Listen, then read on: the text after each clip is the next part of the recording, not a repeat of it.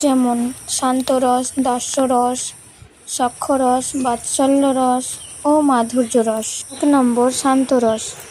যখন একজন যোগী হৃদয়ে ভগবান বিষ্ণুর চিরন্তন রূপ দর্শন করেন এবং ভগবানের সৌন্দর্য শ্রদ্ধা ও সম্ভ্রমের সঙ্গে অনুভব করেন, তখন তিনি ভগবানের প্রতি ভালোবাসার শান্ত রসের স্তরে অধিষ্ঠিত হন।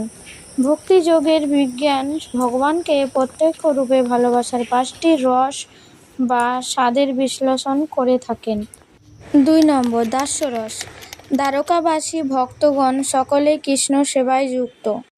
মণ্ডন সর্বদাই ভগবানের মাথার ওপর ছত্র ধারণ করেন, সুচন্দ্র চামর ব্যঞ্জন করেন এবং সুতম্ভ তাম্বূল অর্পণ করেন।